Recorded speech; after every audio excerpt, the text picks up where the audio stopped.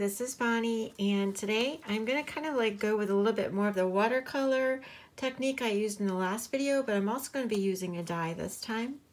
So these are the two things I'm going to be using. I'm going to be using, this is called Black Thistle from Fairy Hugs, and this is the stamp, and then the die is called BellFlower Villa, and this is what that die looks like. So to get started, I'm also going to be using, I forgot, I'm also going to be using Spooky Moons because I want the circle from this. And I'm going to go ahead and get started. I know that I'm going to probably put, unless things look differently, I'm going to be putting the die right here. So I'm going to be building my scene back behind here. And so far what I've done, just to show you the setup, is I have put a piece of paper here that's going to act as my mask. At least that's the plan, because I want these thistles to be like trees. So before I do that though, I am going to be making, this is going to be like my sun, and this is what the plan is so far, is to be something like that. Obviously I'm going to have to move my magnet, and I'm going to just be using it as a plain circle like that, but I'm also going to be making it so that it's a little bit of that watercolor look. And I'm going to be using, in this case, I'm going to be using the Distress Oxide mustard seed. So that's already on there. And I'm just going to stamp that. Looks like I got something on it, but we'll see how that works. And make sure I get enough ink on there. I can see one space doesn't look like I've got very much. Okay. And then I'm just going to use my sprayer like I did before, Mister, and just get a little bit of water on there. You can kind of see how much water I just put on, and I'm just going to stamp that.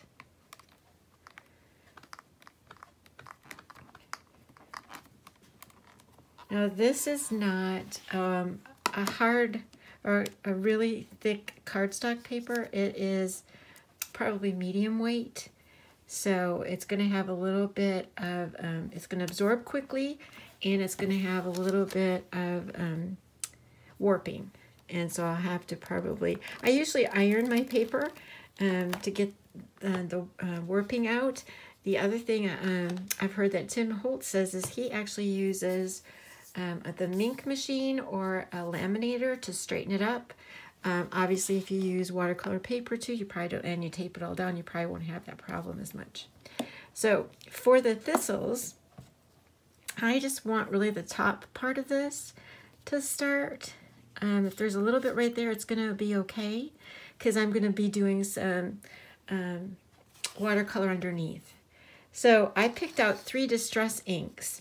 I picked out Rustic Wilderness and Evergreen Bough and Shabby Shutters. So I have kind of like, well, 3 different shades, kind of a light, a medium, dark, I'm hoping. So I'm going to go ahead with the dark on the side. And like I said, I'm going to treat these like they're trees. I'll get some of the stuff out of my way. But because I'm doing it horizontal, I have to move my thing back and forth. And I don't have my light on up above because I didn't want the glare, to see what I could do without the glare. So I'm hoping that that all works great. And because if I have my light on, then I have that constant glare. So again, I did the same thing as I did with the moon, or not the moon, the sun. And I'm just stamping those and spraying them. So you can see that that's pretty much a thick, because I probably put more water on, that's fine. And I'm gonna go ahead and do another one. And I think I'm gonna do it, I'm not gonna be too symmetrical, but I am gonna do it on the other side, same color. And I just got to remember, I think I can tell from looking what the colors are going to be. Same concept. I don't think I'm going to spray it as much because I think I want a little bit more details, but that's okay. I just go with it. Here we go. I think I'm going to see a little bit more details in that one. Oh no, but that's fine. This is like what I want. Okay, so then I'm going to go with the smaller one right close next to it. Let me show you. And I am going to be using, the next color I want to try is the Evergreen Bough. Bough. I always say that wrong. I do not know why. Okay.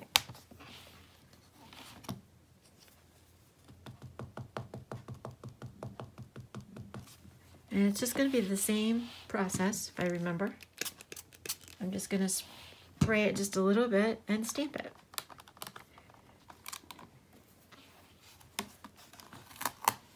Like I said, I don't want, but I am so far, I'm really doing it very symmetrical.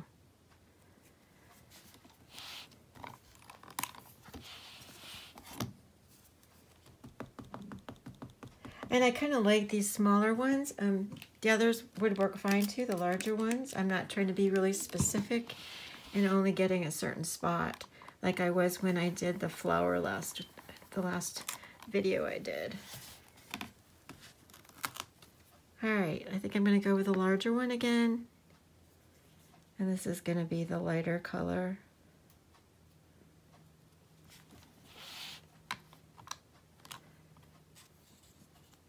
And that's going to be the Shabby Shutters.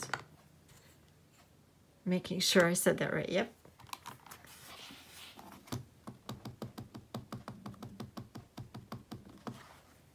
And missed that.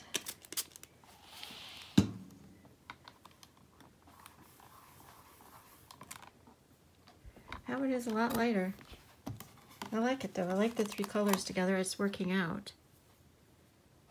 Now I know that I'm going to be going over a little bit over this sun.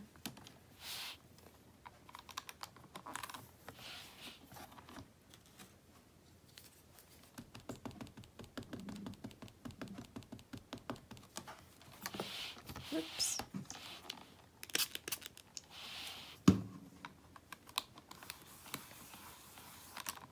Okay. I think I'm going to keep with the larger one this time. Although I do have room to do the two small ones and then one of those in the center. Yeah, I think I'm going to go that route. I think I'm going to do the center one first. And that one is going to be, and this might not even show once I get my dye put on here. But I think that's the center between the two. And this one's going to be the medium color, which is the Evergreen Bough.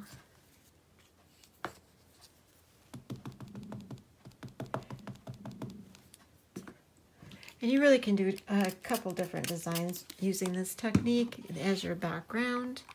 And you don't have to have a dye. You can think of a different way to do it. I just wanted to do it this way.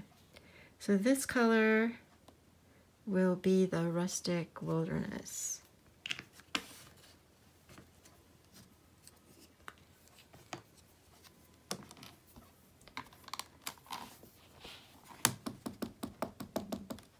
It's not sticking on there because it's wet. I'm going to have to start drying that off a little bit.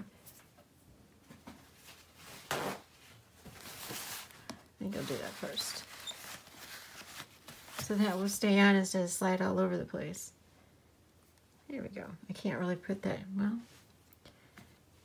I got to get that in the right place. I'm going to gently put that on and still spray it.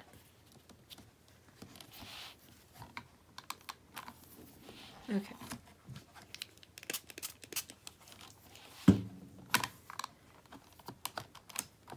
All right. And then we'll put one on the other side. Are pretty much symmetrical as it turned out. Wasn't my plan. Alrighty. Again, this is, yeah, I was using Evergreen Bough. No. I was using Wilderness. I almost messed that up. Rustic Wilderness.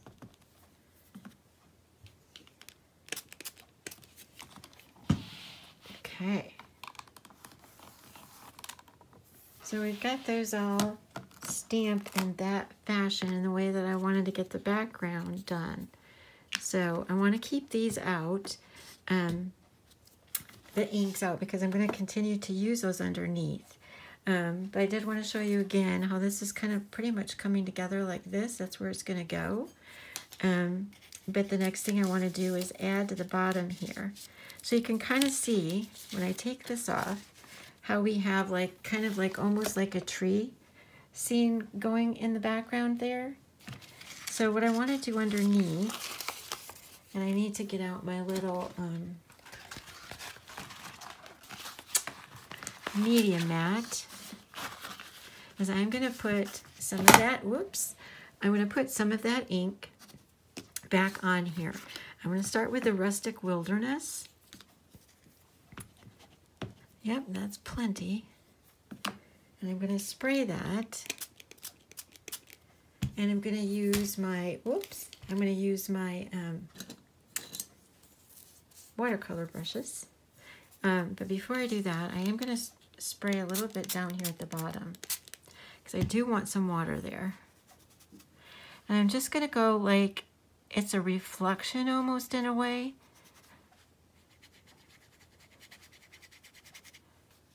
Because this this paper's not holding the water as great because it is not a watercolor paper. So it's not flowing like I would like it to flow. I could put some more water in the... It really does make a difference in what paper you use for your paper to be able to, or your ink to be able to flow. All right, so I'm going to do the other side. Give that a little bit of water and a little bit more ink. Again, learn from what I do. Watercolor paper, I think, probably would have made the ink flow much better. But it still is giving us the technique. And I'm going to go ahead and spritz that up really good,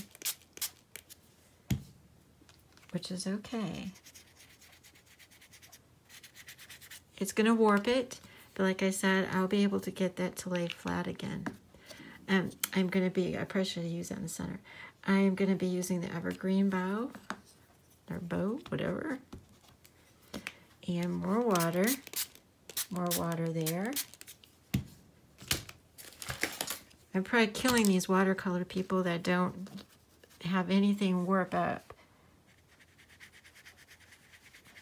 But it's going to work out for what I want to do.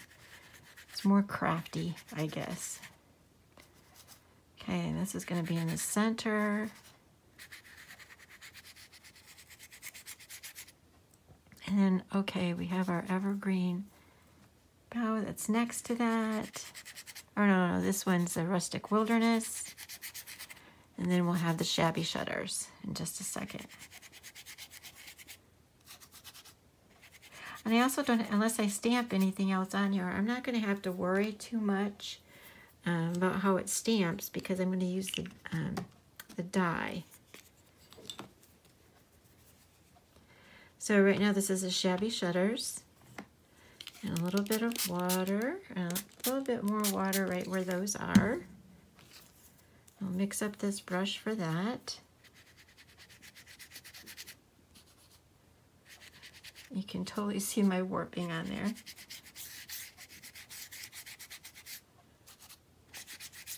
I think I'm going to go all the way to the bottom with the Shabby Shutters because I really like this shading.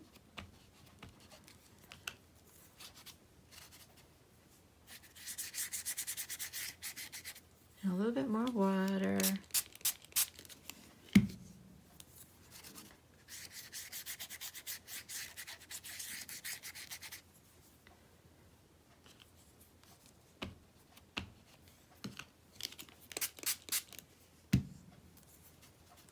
Like I said, if you had watercolor paper, it would be flowing really pretty too. So keep that in mind. I'm not minding with what I'm going to be doing. It's going to be great, but I do think that watercolor flow would be really pretty. You can see that it's warping on me. But yeah, I'm going to try to use up this ink that's over here and just put that all over the bottom. And that's where we're going to go with that. And I'm going to let this dry. And I'm going to go ahead and get the dye prepared, but I'm going to let this dry. Okay, so it's still drying, but before I went any further, I wanted to go ahead and add a little bit of splatters to the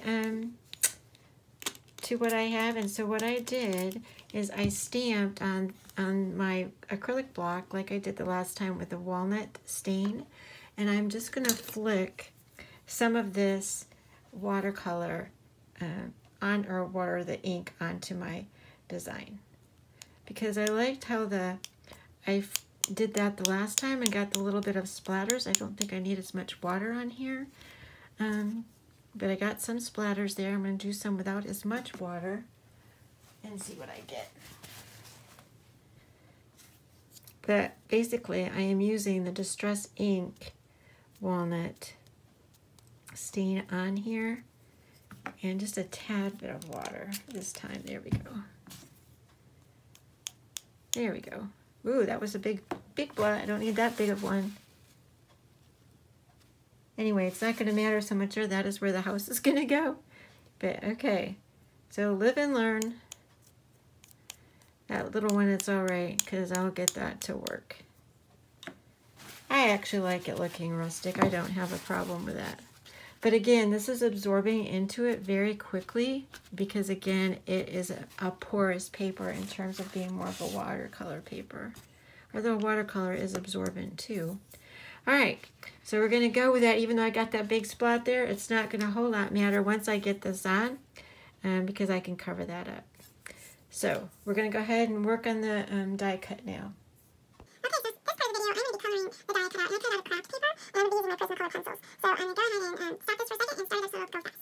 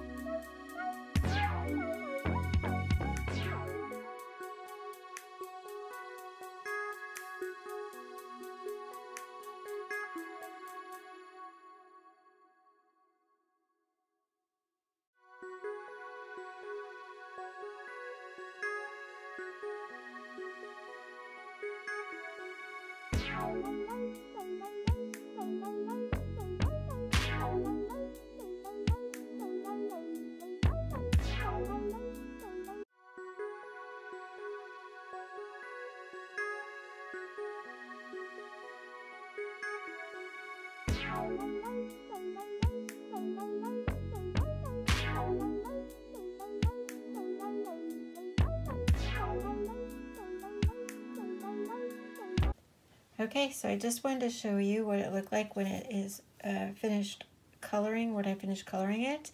I feel that it needs a little bit of an outline for when I put it on the card. So I cut out a brown, a matching brown from what I feel like kind of matches with what I'm doing. And I am going to layer this just really slightly so that there's a little bit, a tiny bit of a shadow. Just because I think that'll help even highlight it on the design that I made. So I'm going to go ahead and glue that on, and I'll show you what it's going to look like on the card. Okay, so this is what the card looks like once I have got that paper ironed, and I've got it actually on a card base. I matted it also with the Kraft paper. And then the next thing I did is I decided to use the Sentiment Amazing from Fairy Hug stamps. And I stamped that with VersaFine Clear Pine Cone because I felt that the browns were all tying in together really well. And then I went ahead and put double-sided foam tape on the back of the BellFlower Villa die that I did to show you. And remember my little spot right there? Well, I was going to make sure that I got that covered up. And I think this works really well. It looks good. You could probably stamp anything on here if you wanted to, or this works really well to also put a die on it, I think. So that's the plan. I've got that with foam tape. So it does raise up just a little bit, but not a lot to really make that big of a difference if you were to mail that out. So I hope that gave you some inspiration as to what you can do. You can turn those thistles into trees. It looks really pretty good. You could probably even come back in and stamp the, a little bit of black on it, although it kind of would take away from the color. You could even come in and just hand draw inside of these to make them even look like trees. So that's kind of cool. So anyway, I thought it was kind of fun just to stamp them in color and water, spray them with water. So I appreciate you stopping by, and I just wanted to remind you that on Friday of this week, which is March 17th, I believe, 2023, we will be on Create and Craft at 9 a.m. and 1 p.m., and that is in the UK time zone. So thanks so much for stopping by.